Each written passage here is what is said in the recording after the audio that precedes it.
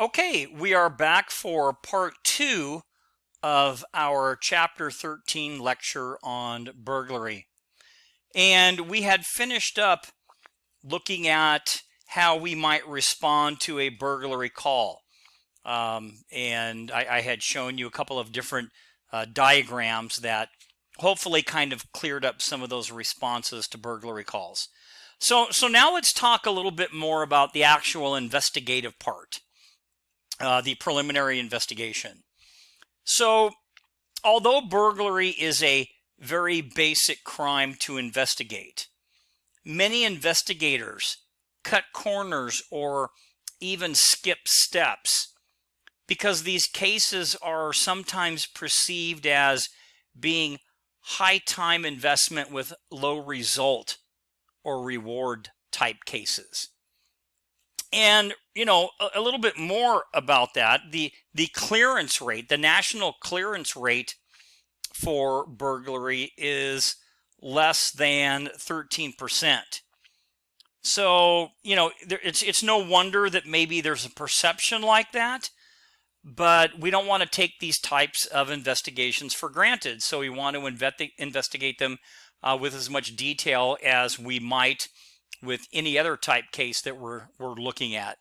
So if no suspect is at the scene, which is typically the way it is, you're going to want to obtain, you know, detailed information about the type of structure, the means of entry, the time and the date, the whereabouts of the owner, the other persons or any other persons that were recently on the property or premises, any type of property taken, and then pay particular attention to the MO. You're also going to want to obtain a complete list of property, anything taken, and estimate the value from the victim. Find out where the property was obtained from and where it was stored at. Where and when did the owner last see the property? And what type of property was not stolen? So was there anything of value that they left? And you're also going to want to log these articles along with the serial numbers into the NCIC database. And that's really important because that way if you have a serial number and you put it in that database, if any other law enforcement officer stops somebody and runs that item and the serial numbers match, it's going to come back stolen, so they know that they can detain the individual, etc. So you're also going to want to interview witnesses. In many burglaries, there is a connection between the victim and the suspect. The suspect may have recently performed work, made a delivery, or even attended a party at that place. You're going to want to search for physical evidence, including latent fingerprints, items that may have been left on the premise by the burglar, any type of tool marks on doors or windows. Because without physical evidence, there is little chance of catching anyone and charging anyone. It is especially important to search for prints at the scene and also to obtain, remember what we talked about in previous chapters, elimination prints of those with normal access. So that way, if we find some different ones, then we know that those could be suspect prints because there are prints that should be in that area, correct? Okay. Another important point is to remember is the concern to be shown for victims, because a lot of times we don't show that concern. Victims, again, they're going to feel devastated, violated, maybe angry. I know I would be angry or dejected even. So investigators need to keep these feelings in mind while you conduct your interviews and you talk to these individuals. So let's look a little bit more detailed, and we'll look at some things that we need to pay attention to as it relates to residential burglaries, the preliminary investigation. So the preliminary investigation of a residential burglary should include at minimum some of the steps that we're going to cover. So, of course, you're going to want to make contact with the residents, establish points and method of entry and exit. Just because the the door was kicked in, the front door, that's how they got in. That doesn't mean they're going to exit the same way. So you're going to want to note both of those. Of course, collect and preserve any evidence that you find. Determine the type and the amount of loss. Check for recent callers, even friends of your kids or something, or salespeople, or any type of maintenance calls that maybe you received. So you're going to want to go back and and you're going to want to review some of that to make sure that it wasn't a friend of your friend, etc. Part of the investigation should be describing the MO, that modus operandi. Remember, that's the way or the pattern the crime was committed, not the why. And then you're going to want to canvass the neighborhood for witnesses, any other evidence, anything that was discarded, like a wallet, a purse, etc. You're going to want to do that. And then a couple other things that I already mentioned, but again, log those articles that have serial numbers. It's really important to get those into NCIC, so that way if someone is stopped with that property and an officer runs that item, it's going to come back stolen. And of course, again, show some concern to the victims. Now, interviews of burglary suspects have revealed that they do prefer certain houses. And here's just a really quick look at some investigative things. Dusting for prints on the exterior and the interior.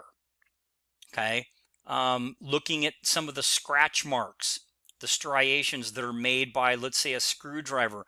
And remember, you can take this plate. You don't have to cut the whole door out. Any type of footprint that maybe you might find in the dirt. If you find blood, I mean, that's great because you're going to get some DNA possibly. So all of these are important pieces of evidence to look for. So again, in talking to some burglars, they have revealed that they prefer certain things. So first, they prefer upper to middle class homes and corner homes that allow them to see people approaching from a maximum of different directions. And burglars, they may knock on the doors before entering to determine whether there's a dog inside. Or they may even call again in advance to see if anybody is home. And when processing the crime scene in a residential burglary, process the exit as well as the entrance, as I explained. When looking for fingerprints, check the inside of drawers that have been ransacked. Any smooth glass object, papers that are on the floor, countertops, and clocks. The same procedure are followed if the burglary has occurred in a multi-dwelling or commercial lodging establishment, something like an apartment building or a hotel, the same thing. But be very detailed because you're looking for that evidence, that fingerprint, that DNA, etc. So what about commercial buildings? Is this any different? So preliminary investigations of a commercial building or commercial burglary should minimally include some of the same things that we already talked about, but we'll go through them. So you're going to want to contact the owner or the reporting party. You're going to want to protect the scene from maybe intrusion by the owner or the public or anybody else. Establish the point and method of entry and exit both. Determine the type and the amount of loss. Determine who closed the establishment. And that's important because you want to know maybe what time they left and did they see anything suspicious or anything else. Describe the MO if you can. And kind of backing up to the other one, when you talk about who closed the establishment, maybe who was present at the time of the closing, and maybe who has keys. So again, you want to look at a bunch of different things. You're going to want to also identify any maintenance individuals that may have been there, any people that may have recently, let's say, been fired. And then don't rule out what we call a fake or a staged burglary. And this is important. So don't ever overlook the possibility of a fake burglary, especially in commercial burglaries where perhaps the owner appears to be in some type of financial difficulty. So check the owner's financial status, and then find out, maybe who has combinations to safes, or different things like that. So again, be very, very detailed in all of these, but think of the possibility of a fake burglary. So how do you determine the entry? Because we've talked about determining the entry and exit and how really important that is. Well, burglary is a crime of opportunity and concealment. So entry is typically made in areas of a structure that's not normally observed to the public. Not always. Sometimes it's a window smash and they just go right in. But a lot of times it'll be under the cover of darkness, in covered entryways, or through windows that are kind of screened from view by, let's say, trees. A lot of times through trickery, like I talked about. Sometimes, however, the burglar just breaks a shop window and removes the items on display, kind of like a smash and grab, and then rapidly jumps in, grabs what they want, and leaves the location. Sometimes on foot, sometimes by a vehicle. So just note the different methods as it relates to entry, and I can show you a couple of different jobs. Now, jimmying or prying is the most common method of entry when we talk about burglary. But almost every means imaginable has been used by burglars to gain entry, and this goes along with the picture here, including tunneling, chopping holes in walls, floors, and even ceilings, using fire escapes. Tool marks. These are things you're going to want to look for. Disturbed paint, footprints and fingerprints, broken glass, forced locks. And again, some burglars have keys made. At other times, again, burglary suspects are going to hide until closing. And then they come out and they do whatever it is that they're going to do. But here are some pictures of a tunneling through a wall to get into a business. Cutting. From one business to another. So you had something that was, here's the door, and they cut this hole in here. Coming through the roof, because if you can get on the roof, you're not going to be seen by anybody. So they may come in through the roof. We talked about smash and grabs, where sometimes individuals will just come into a building, smash the case, grab what they can, and then they're going to take off. Vehicle burglary, just a simple window smash, where they break the window and they take whatever it is that they're going to take. Window smash of a business. Sometimes, even this is during the evening hours, so they're using the cover of darkness, but just smashing this entire window and then coming in and taking whatever they're going to take and then leaving. They're not going to spend a lot of time in there. So that's a little bit of, the ways that they get inside. Now, a couple of other interesting things. We talked a little bit about the smash and grab type burglars. In recent years, burglary suspects have taken advantage of the prevalence of electric garage door openers. And they have these devices called code grabbers, where burglary suspects can record and replicate the electronic signal coming from these garage door openers. So when a person leaves the house and activates their opener, the suspect is able to capture the signal from as far away as a couple hundred yards and then reopen the door once you, the owner, leave the area. So that's kind of, and that's been happening. And then a lot of times they'll back their vehicle into your garage and then they'll close the door so no one can see, right? So that's another, that's why you want an alarm system on the interior of your house. But anyway, these are just a couple of different methods. So what about safes? We don't run into this a lot, but you will at certain places like pharmacies or gun stores or certain places like that. So safes are usually considered a good way to protect valuables, but most older safes really provide little more than fire protection. Unless they are carried away or demolished by a burglar or lost in a fire, safes last a lot of years. So a safe is kind of considered a strong box with a combination lock. At least typically most have a combination. And the size of the safe or lock does not necessarily kind of correlate with its security. Now, a vault, on the other hand, is a stationary room of reinforced concrete, steel lined with a combination, and you'll find that in a bank.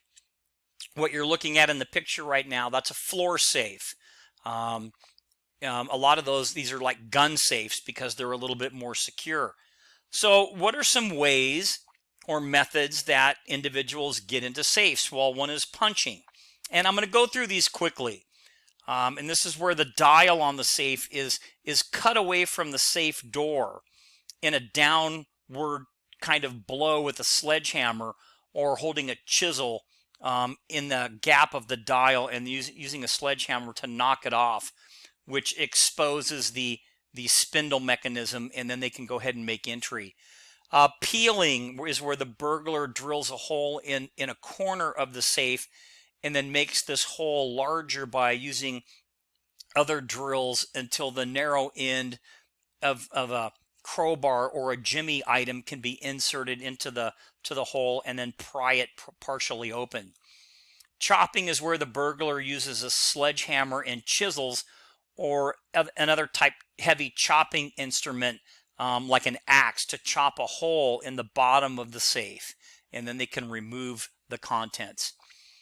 Pulling or dragging is where the burglar inserts what they call a V-plate over the dial, and the burglar then tightens the screw bolts in this plate until the dial and spindle are pulled out.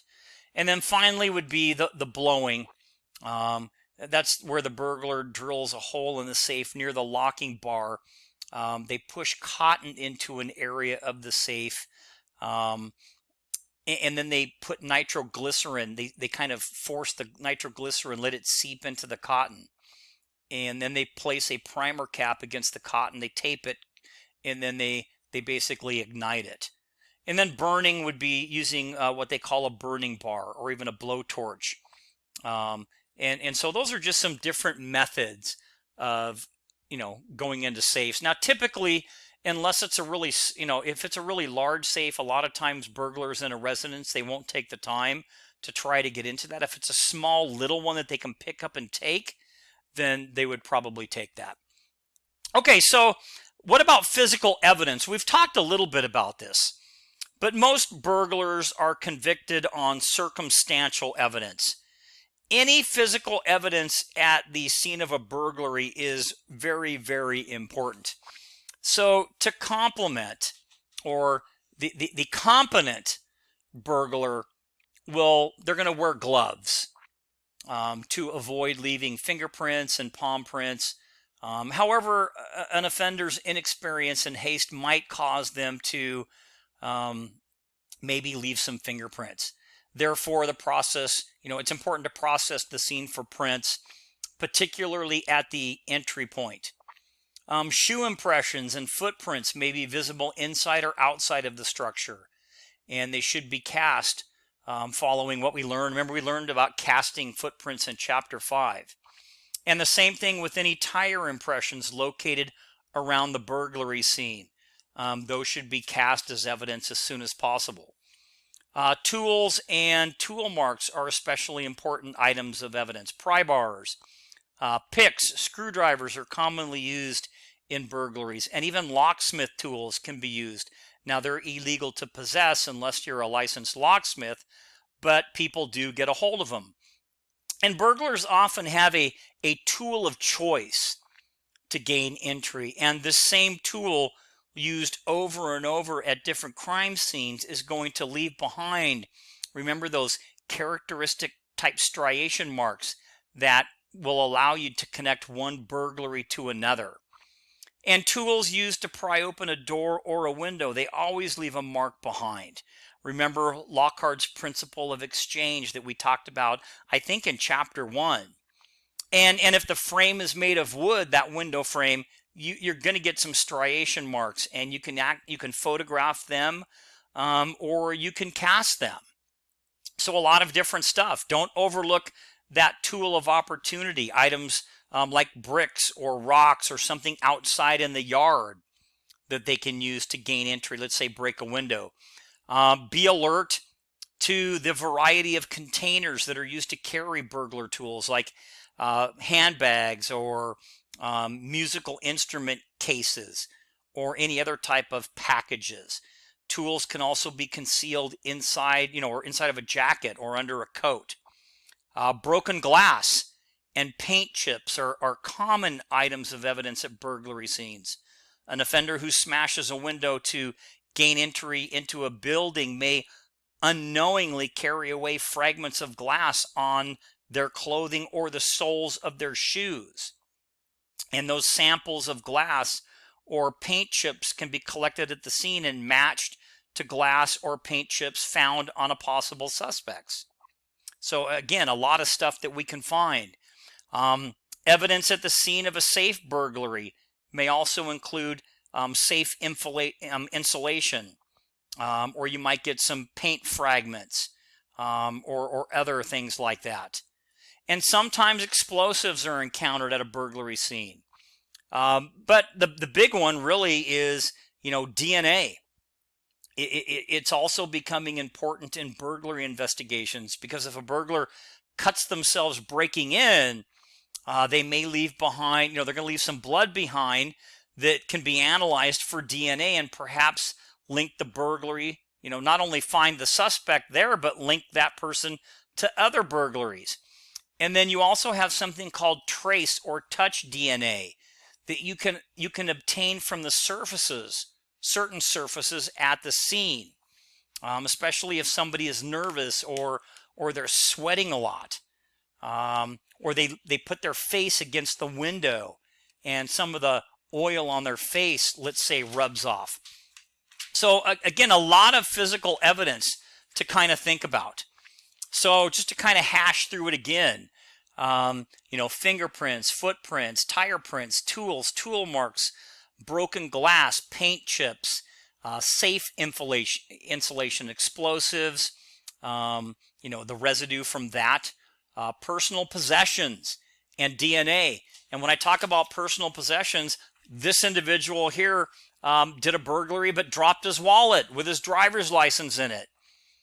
So go through the entire scene and look for things. You never know, you might find a work ID card that fell off the person's, he had it clipped on his belt or something like that. You just don't know what you're going to find. So it's important that you look everywhere. Okay, so just as important as the evidence is, remember the modus operandi. Not the why, the kind of the how, the pattern.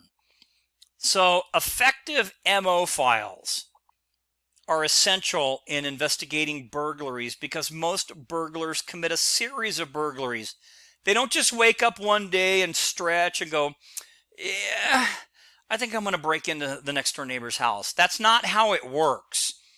So again, look for patterns in the location, the day of the week, the time of day, the kind of property that's being stolen, and the method of entry and exit. That's a big one.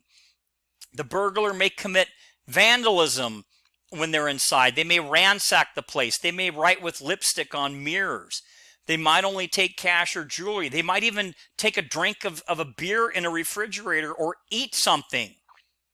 And that could be part of the MO. And if they eat something, what can you get off the partially eaten food if they don't eat at all? You can get DNA. So you really have to kind of open your mind in these. So suspects often commit burglaries on only certain days of the week. Maybe it actually is a day off from their regular job that they might have. Typically they don't, but they might. The time of the burglary should be as accurate as possible. But when victims are gone on vacation, sometimes it's not easy to determine. Knowing the time also helps checking alibis for those that you might interview. You're going to interview witnesses. And in some states, you want to determine the degree of the burglary. Is it first degree, second degree, etc.?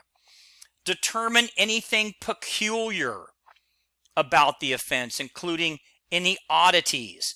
Another really weird thing, and you're going to think I'm crazy, sometimes the burglar might go to the bathroom and they may not even flush. I mean, it's gross, but it's odd. So that's going to be something peculiar, right? What method of search was used? You got to think about these things. What was anything else done besides committing the burglary? Like I said, did the burglar stake out the home the day earlier, posing as a delivery person? Did the neighbors see a delivery vehicle? Determine any trademarks of the burglar. These are all things that are great that you want to have in your MO file. Case management. So because burglary is predominantly a serial crime, meaning like they do it, they continually do it. The serial burglar should be the primary target of the burglary unit. And this requires effective case management, again, including a system for prioritizing cases. Profiling and mapping might also help you. So using GIS mapping, just like as we talked about in robbery in the prior chapter, or even profiling that MO file, okay? Using the computer to search capabilities, information retrieval is fast and simple, and investigations can proceed on information that in the past may have taken you just a lot of time to do. Effective case management recognizes the mobility of burglars and makes assignments on the MO rather than on a geographic area. So again, just things that you need to kind of consider. And here's using a GIS system, the little masks or burglaries. So I filtered out all the other types of crimes and I just put in burglaries. And this was for, I can't remember if it was a week's time frame. This is San Bernardino, but you can see all the different burglaries. And each one of these burglaries is going to have a specific, MO and point of entry. So, and then as they start to cluster, you're going to want to look at those because this person, this could be the same one. Now this one got hit twice, but again, this could be the same individual. Not that it couldn't be the same individual that did other ones, but when they start to cluster, a lot of times it might be one group, if you will. Okay, so how do we, now that we've talked about, we've talked about a lot of different things, how do we recover some of the property?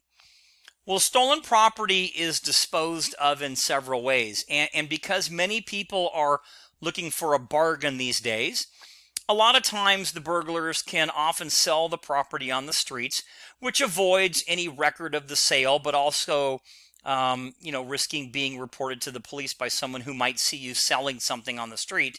And other common forms for disposing of stolen property include pawn shops and also internet auction sites. And pawn shops are typically popular, but they are becoming a little bit more stringent. But these are places that you're going to want to check: the pawn shops, the secondhand stores, flea markets, even online auction sites may be the more popular ones. So in the case of property being sold to pawn shops or secondhand stores, or left at a store on, let's say, consignment for sale, most states and communities have ordinances that require a permanent record of that transaction. The seller must be given a receipt describing the property purchased and the amount paid with the seller's name and address. And when criminals do this, a lot of times they get a fake driver's license or a fake ID, so they're not going to be able to be tracked down. And, because a copy of the transaction is often sent to the police department. And a lot of law enforcement agencies have access to computer access to pawn slips And a lot of departments will also go out to pawn shops and do checks regularly and talk to the owners to see if anybody recently has tried to bring in any type of property to sell.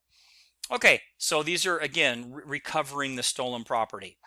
As it relates to stolen property, I want to talk a little bit about a separate offense, which is called receiving stolen property.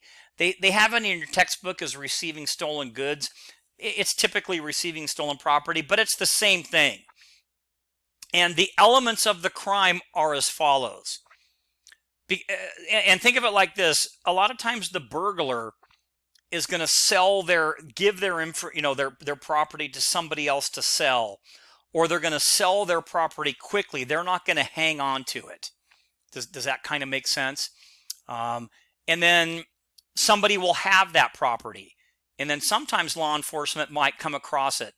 But usually a person called a fence is the go-between who receives the stolen goods. And the elements of this crime of receiving stolen property is, first of all, receiving, buying, or concealing stolen or illegally obtained goods. That's one element. Knowing them to be stolen. That's another one. And then the third element is knowing them to be illegally obtained.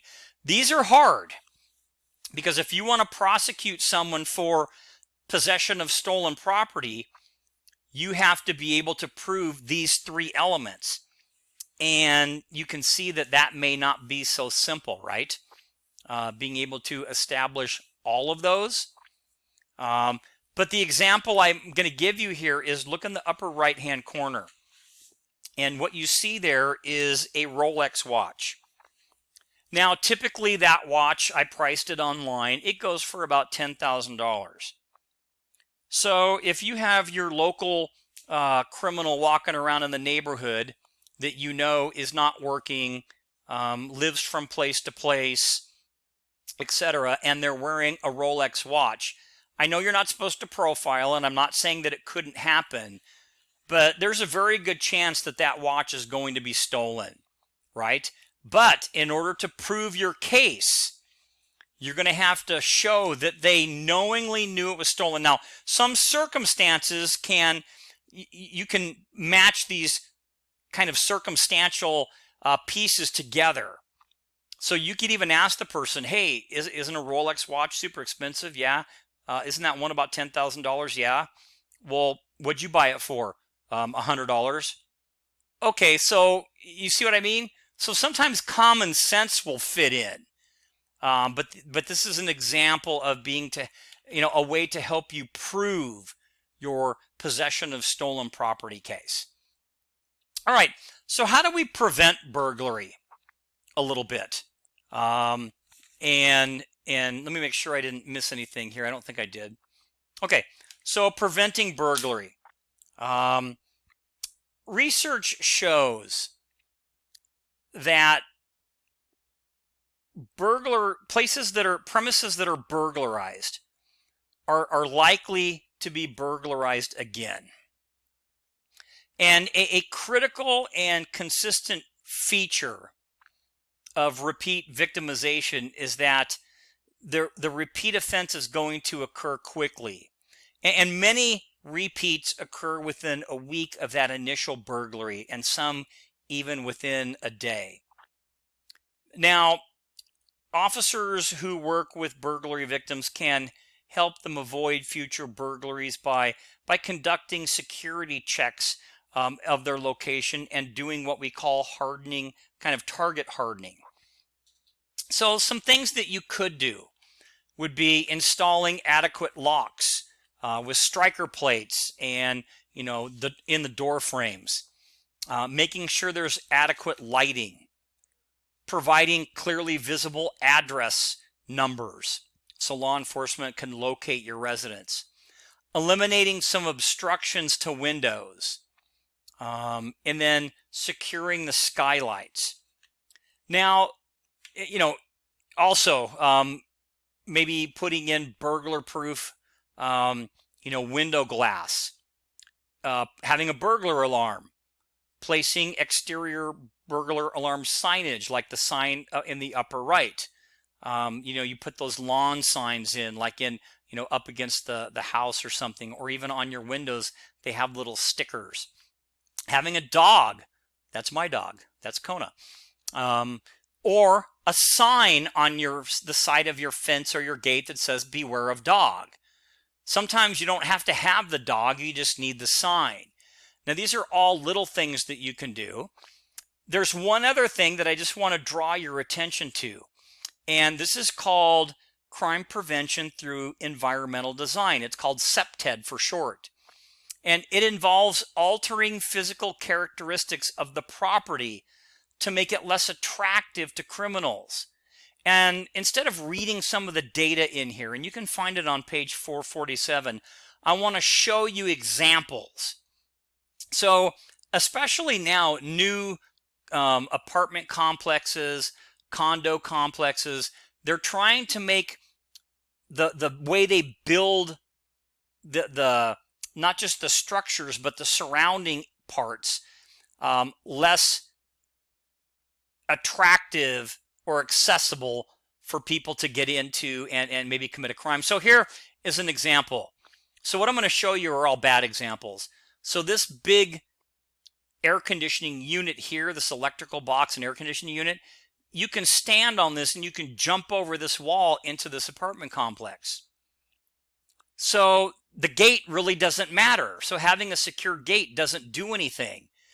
Same here a little bit. Now you might think this is really secure, and it's okay, but honestly, see this nice area here? You could step up on this and climb right over, either into this person's yard or over the gate. And then they have the little, kind of sharper pole, but they don't have it here. Oh, and here they have a cross beam to where someone could step on and climb over. So the gate really doesn't matter. So this is what we mean by crime prevention through environmental design. The same with here. You've got this fence and all this other stuff here, but honestly, you could climb up into this tree. And here, there's a door underneath there. It's kind of hard to see. If you're not tall enough for the fence, you could climb right in this tree, stand here, and jump into the backyard, and nobody would even know you're there. So these are all things that need to be looked at. Here's kind of an interesting one, but still, you could jump on this fence. You could reach up if you're tall enough, or climb up this pole and get onto the top. This one here is just horrible. You could actually get on this wood fence, or here that's lower, and then you could step on this wall, come over here, you could step on this cover, and you could access this upstairs window. So this is a bad one. But so as they start to design new apartments, they're taking this into consideration. What's a good way to not invite people to be able to break in? Lighting as well. You have some examples of some good lighting. This is pretty good. Now, it doesn't mean you have to light your entire house, but here's an example of maybe not so good. You have a little light here and a couple of porch lights here, but look how dark this is. This isn't bad, and this is okay, but just different examples, and that's called CH13. Myself, I have a camera in my house. And although my daughters used to think it's weird, now they're adults and they don't live at home anymore, but I get a notification through my phone. So here's my kitchen, and there's me sitting at the kitchen, okay, actually doing computer work right there. And sorry about the mess right there, but there's all my stuff. But here's what I get. If somebody breaks one of my windows, or if the Ring picks them up, I'm going to be able to get a picture, but I get a notification. Anytime any one of my windows or doors are opened, I get a notification. Anytime the alarm goes off. So cameras are becoming quite a bit more popular as well. So we do have a lot of things that we can do in order to deter burglary. Okay, so that's it. And that's going to conclude part 2 of our chapter 13 lecture on burglary, and until next time.